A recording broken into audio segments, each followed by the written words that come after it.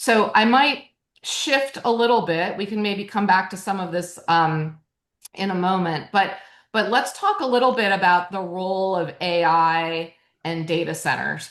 We've definitely touched on it.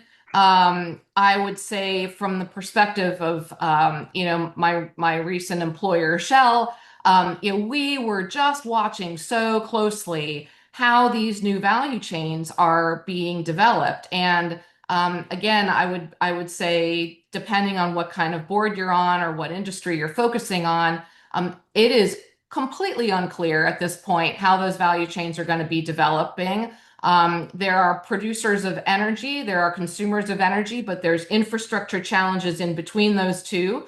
And you are seeing now non-traditional companies like the Metas and the Googles and the Amazons of the world suddenly putting, which have been really human capital companies, suddenly putting billions of dollars of steel in the ground, building data centers and owning assets. And so when you think about where along that value chain are the profits going to be made, where are the profits going to be lost, what are the opportunities in terms of how those value chains are forming? And we talked a little bit about small modular reactors.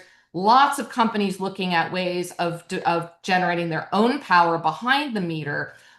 What's that going to look like going forward? What are the opportunities and risks? How should a board be thinking about that? So I'm going to throw that wide open, Tej, and maybe start with you on the role of AI and data centers. Sure. So, I mean, stepping aside from the potential value of AI and helping us in the transition and modernizing grids and making grids and energy demand more efficient, Yeah. the other side of it, the one that we're living with right now, is the increased energy demand from the data centers, and it's profound. I don't fully believe all of it is real. I don't think it will be, but even if half of it is real in terms of the projected megawatts that are required, it's very, very significant. So what does that do to the supply chain to power these things? Because they are very energy intensive. If I went to the market right now and tried to order gas turbines to process natural gas to feed a data center behind the meter, good luck. I'm 5 years out before I'm going to get them, unless I can put in a very big purchase order for a very large number of turbines and I can jump myself up in the queue. So very difficult to do, even though natural gas is a great answer. It's easy, it's deployable, it's permittable, it fits within regulatory standards, and we've got the natural gas here. Can we do it? Well, I think it's quite difficult.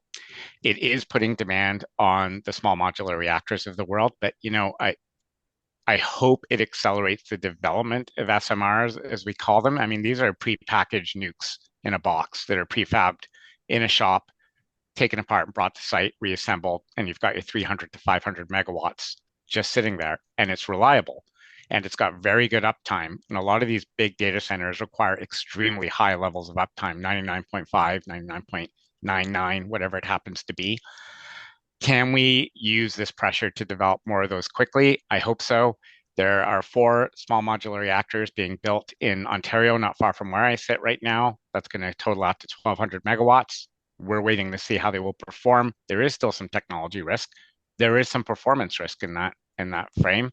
And the timeline to permit technologies like this, going back to your earlier comments, Gretchen, they're not inconsiderable. I don't think this promised 7-year timeline from start of a project to permitting and completion of a small modular reactor is actually correct. I just don't think it can be done quite that quickly. I wish it could, but I don't think so. The UK is going down this route as well. Um, and then you have the renewables side. Supply chain for renewables is pretty accessible right now, actually. If you wanted utility scale solar, if you wanted big utility scale wind, you can probably access that equipment and you can probably access some of the energy storage mechanisms out there, such as big batteries. And we are seeing a lot of big battery work in North America as well, but especially internationally. Football fields full of shipping containers that contain lithium ion batteries. That's what we're talking about. They're pretty significant pieces of infrastructure, but they firm the grid and they firm the intermittency problem that is associated with the renewables. It might be only 3, 4 hours, maybe 8 hours at most, but that technology does exist and the supply chain is relatively easier there as well.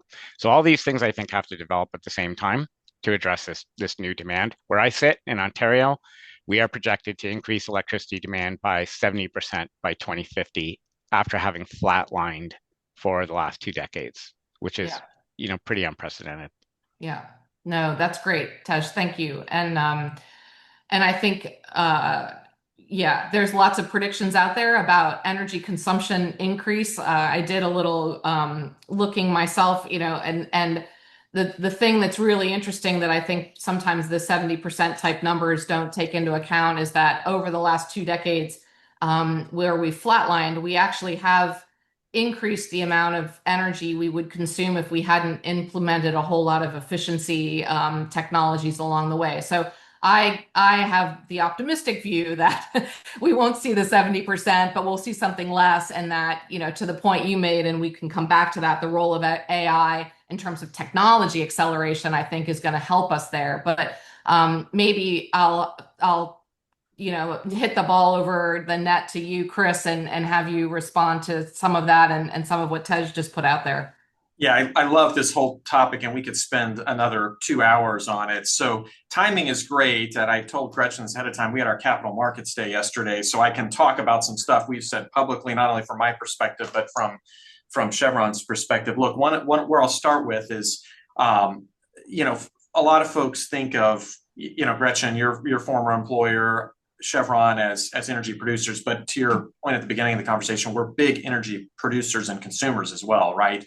So Chevron produces about 5 gigawatts of what you would term behind the meter power for our own use to power our upstream operations, our refineries, our chemical facilities around the world.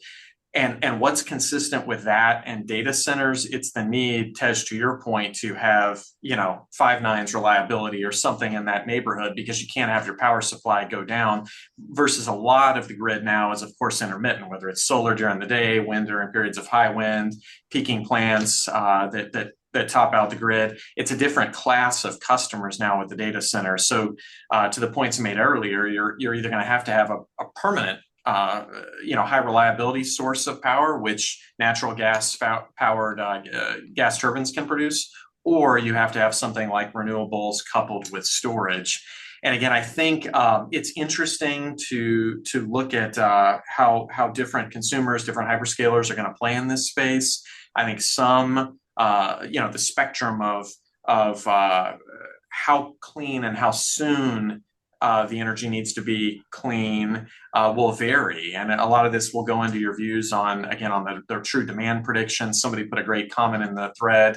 Is the demand really going to be there? Or I think the commenter was referring to quantum computing. Could that bring down some of the demand? So there's a lot of factors at play here. And I think you just need to take a thoughtful view to it. And I think that really ties us back to, you need to be placing bets in all of these areas. And again, whether you're a company like ours that's producing energy or you're a consumer, you need to be thinking about lots of different possibilities.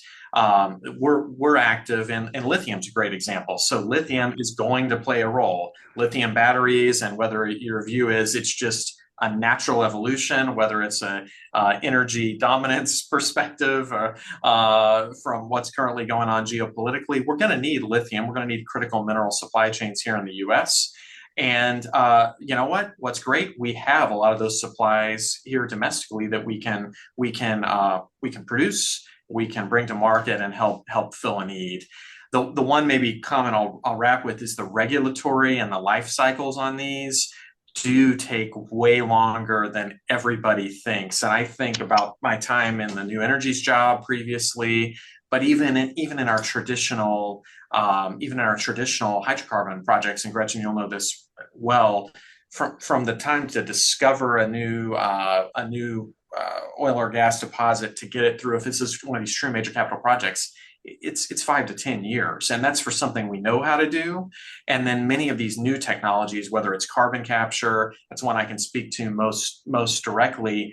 Just getting the regulatory regime in place to allow you to inject the CO2. What's the monitoring regime going to be? What's the how long are you going to monitor? And it's different in every geography around the world right now.